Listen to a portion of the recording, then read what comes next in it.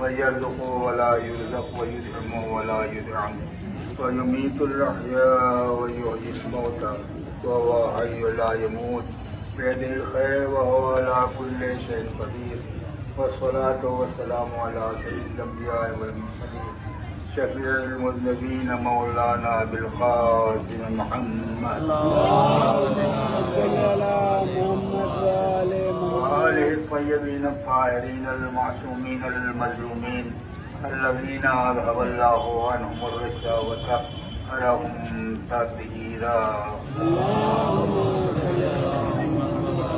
ولعنة الله على أعدائهم وقتلتهم من الآن إلى قيام يوم الدين أما بعد فقد قال الله سبحانه وتعالى في محكم كتابه المجيد وفرقانه الحميد وقوله الحق وهو أصدق الصادقين بسم الله الرحمن الرحيم والعصر إن الإنسان لفي خسر إلا الذين آمنوا وعملوا الصالحات وتواصوا بالحق وتواصوا بالصبر صلوات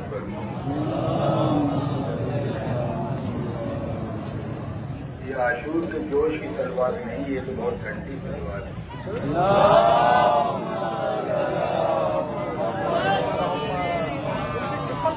شاد رب العزت ہو رہا ہے. رات کا ٹائم ہے تو وہی پہن کے آنا چاہیے. والعصر إن الإنسان لفي خسر إلا الذين آمنوا وعملوا الصالحات وتواصوا بالحق وتواصوا بالصبر. عصر کی قسم بے شک انسان گھاٹے میں ہے، البتہ وہ فائدے میں ہے جو ایمان لائے اور آپس میں ایک دوسرے کو حق اور صبر کی وصیت کرتے رہے. یہ ظاہری ترجمہ میں نے آیت کا آپ کی خدمت میں پیش کیا کہ پروردگار عالم زمانے کی قسم کھا رہا ہے، جبکہ پوری دنیا اللہ کی قسم کھاتی ہے لوگوں کو اعتبار دلانے کے لیے، لیکن اللہ خود قسم کھا رہا ہے. عصر کی قسم، زمانے کی قسم، بے شک انسان گھاٹے میں. کیا راز ہے کہ خالق کائنات، مالک کائنات، مالک کون و مکان جو سب کا خالق ہے، وہ قسم کھا رہا ہے، زمانے کی قسم کھا رہا ہے. عصر کی وجہ تو جو بھی ہو ائمہ بتائیں گے، مفسرین بتائیں گے، لیکن الگ ظاہر سمجھ میں بات یہی آتی کہ جب کسی بے ایمان کو یقین دلانا ہوتا ہے کہ آنے والی دنیا بہت بے ایمان ہوگی، جگہ جگہ پر ان کے عقائد نادرست ہوں گے اور بیکار ہوں گے، تو پروردگار عالم نے جب قرآن مجید کو قلب مرسل اعظم صلی اللہ علیہ وسلم قسم کھائی تو عصر کی قسم کھائی، ورنہ پروردگار عالم کو قسم کھانے کی کوئی ضرورت نہ تھی. مگر شاید یہی راز رہا ہو کہ بے ایمان سے بے ایمان آدمی ہوتا ہے تو جب قسم اللہ کی کھائی جاتی ہے تو وہ اعتماد ہوتا ہے. سامنے والے کو قسم دی اس لیے دے کے یقین دلایا جاتا ہے کہ وہ اعتماد کرے، وشواس کرے، بھروسہ کرے. پروردگار عالم نے عصر کی قسم کھائی اور کھانے کے بعد یہی نہیں کہ قسم کھائی بلکہ اعلان فرمایا بے شک انسان گھاٹے میں ہے، بے شک انسان خسارے میں ہے. ان الانسان لفی خسر. عصر کی قسم بے شک انسان گھاٹے میں ہے. کون لوگ فائدے میں ہیں؟ البتہ وہ فائدے میں ہے جو صاحبان ایمان اور آپس میں ایک دوسرے کو حق اور صبر کی وصیتیں کرتے رہے. آیت کے مصداق اگر دیکھا جائے تو بہترین مصداق کربلا والے تھے، جو اس لیے فائدے میں تھے، اس لیے منفعت میں تھے کہ آپس میں ایک دوسرے کو حق اور صبر کی وصیتیں کرتے رہے. اس سے زیادہ حق اور صبر کیا ہوگا کہ کربلا بسائی حسین مظلوم نے محض اس لیے کہ حق و باطل کا معیار یہاں طے پائے گا کہ حق کیا ہے، جھوٹ اور سچ کیا ہے، حق اور باطل کیا ہے، لغو اور اچھی چیز کیا ہے. محض اس لیے کربلا بسائی، میدان کا انتخاب کیا، 60,000 درہم کی زمین خریدی. خریدنے کا مطلب یہ تھا نہ خریدتے، لیکن خریدا اس لیے تاکہ کل کی دنیا میں کوئی انسان یہ نہ کہہ سکے کہ حسین دوسرے کی زمین پر لڑنے کے لیے گئے تھے. اسی لیے حسین نے 60,000 درہم کی زمین خریدی اور बैनामा हुआ। बैनामा होने के बाद हुसैन इब्ने अली ने करिया वालों को बुलाया, करिया वाले आए। कमाल तो यही है हुसैन इब्ने अली का। हुसैन इब्ने अली सब जानते थे कि सब मारे जाएंगे, मगर कितने ठंडे दिल से और कितने सब्र शकीबाई के साथ गांव वालों को बुलाया और गांव वालों को नसीहत की कि जब मैं मारा जाऊं, कत्ल कर दिया जाऊं, तो मेरी लाश को दफन कर देना। जब जाने लगे, बहुत इख्तिसार के साथ काम लेते हुए गुफ्तगू कर रहा हूं, जब जाने लगे तो कहा जरा गांव की औरतों को भेज देना। गांव की औरतें आई। कितनी बेकसी थी हुसैन की इस मजलूमियत को आप देखें, नसीहत को देखें, कितनी बेकस हुसैन की बहन थी और कितने बेकस हुसैन थे। औरतों से कहा जब तुम्हारे मर्द किसी वजह से ना आ सके तो तुम यहाँ आ जाना और एक एक मुश्त खाक डाल देना। अभी इतनी बेकसी थी, उसके बाद बेकसी और आगे बढ़ी। हुसैन इब्ने अली ने उन औरतों से फरमाया कि औरतों जा तो रही हो, लेकिन अपने छोटे छोटे बच्चों को, गांव वालों को यहाँ भेज देना। छोटे छोटे बच्चे आए, कितनी बेकसी थी। छोटे छोटे बच्चों ने कहा कि अगर तुम्हारे मर्द किसी वजह से ना आ सके, तुम्हारी औरतें ना आ सके, तो तुम खेलने के बहाने इस मैदान में आ जाना, एक एक मुश्त खाक डाल देना। कितनी बेइज्जती थी हुसैन मजलूम के इस कलमे में, इस फिक्रे में। हुसैन इब्ने अली ने वसीयतें शुरू की, बात तमाम हो गई, मगर अज़ादारों हुसैन फौजों में घटते गए, यहाँ तक कि आशूर का दिन आया। सुबह हुई, अली अकबर ने अज़ान दी, रसूलुल्लाह याद आ गए, हम सब ये पैगंबर ने अज़ान दी।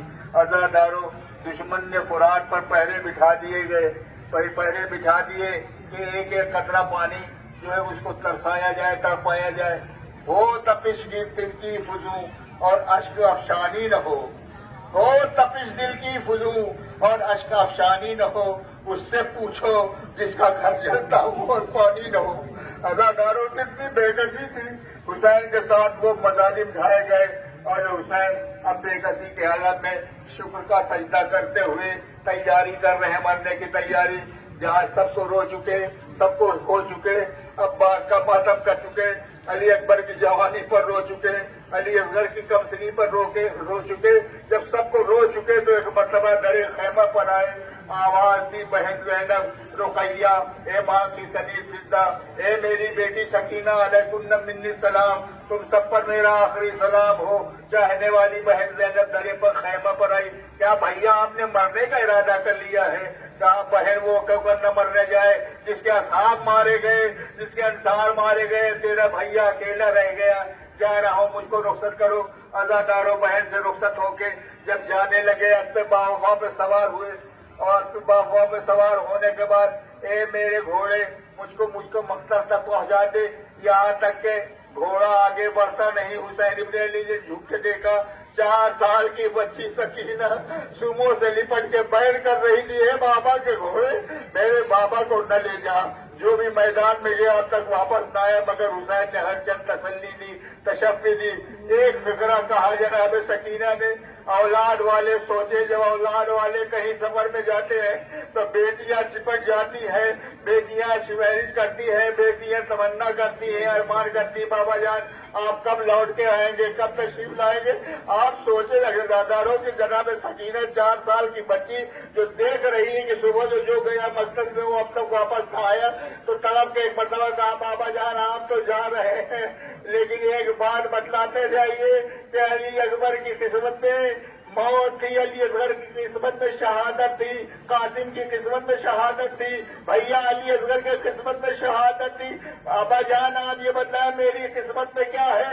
अज़ादारों तारीख कहती है, हुसैन ने खाद के करबला उठाई और एक बता सकीना के सर से छिड़क निकाल, सकीना तेरी किस्मत में रसीदी लिखी हुई है। अज़ादारों हर जन समझाया बच्ची को और तड़पता हुआ छोड़ के गए।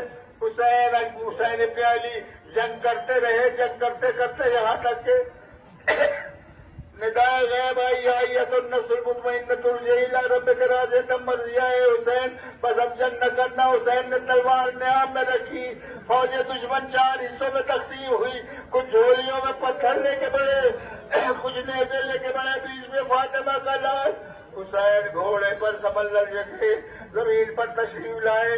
अज़ादारों शिब्र मलून आगे बढ़ा, हुसैन के गले पर खुद खंजर फेरना शुरू किया। ऐसे आलम में इंसान किसी दुश्मन को आवाज मदद के लिए नहीं देता, मगर ज़ैनब की ऐसी बेकसी थी कि तलब के दुश्मन को आवाज दे, ओ साथ के बच्चे तू खड़ा देख रहा है मेरा माजाया जिबा हो रहा है। हुसैन गैरतदार हुसैन के कानों से आवाज टकराई, ए मेरी गैरतदार बहन जाओ खैमे में जाओ। मैं हुसैन जिंदा खैमे में कदम रखा, जमीन करबला को जलजले आए, सियाह दिया जली बुरान का पानी ने तो उछला, खुदा मुनादी ने रजा दिया खुदा हुसैन में करबला एक मतवा जनाब ज़ैनब ने सैयद सज्जाद को चौंकाए, बीमार बेटे आंखें खोलो। कोई कहता तुम यतीम हो गए काबू में अम्मा।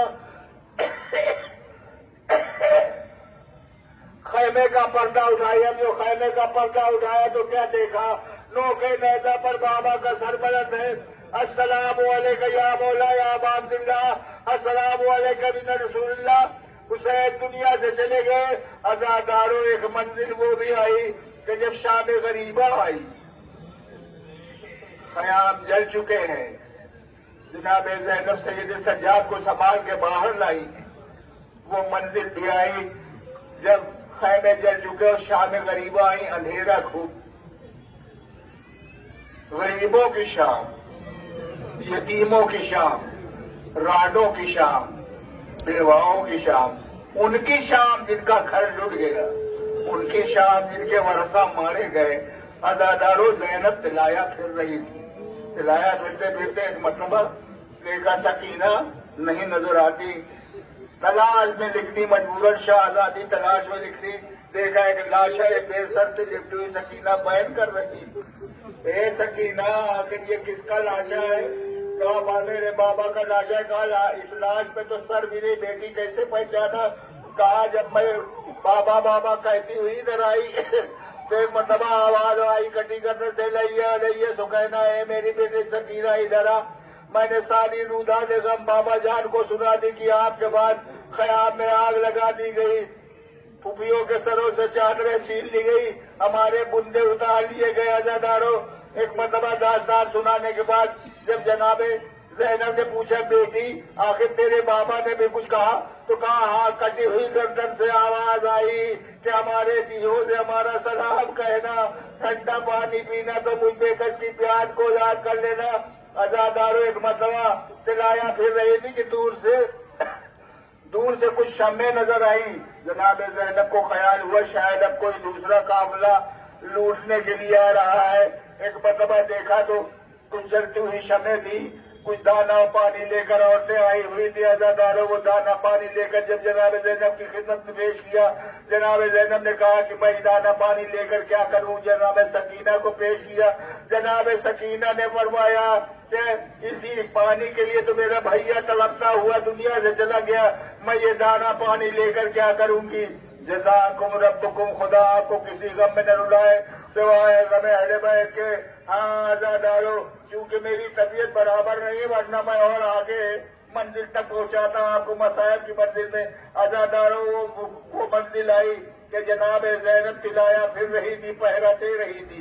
अली की शेर दिल बेटी पहरा दे रही थी, तुम्हें घोड़ा सवार दिखाई दिया।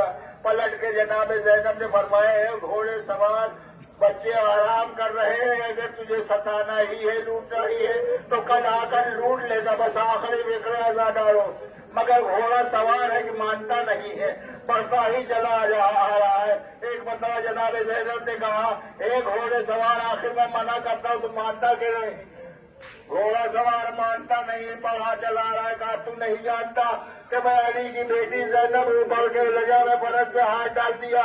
नकाब सवार ने एक मरतबा नकाब उल्टी और उसके बाद कहा बेटी से तूने नहीं पहचाना, मैं तेरा बाबा अली हूँ।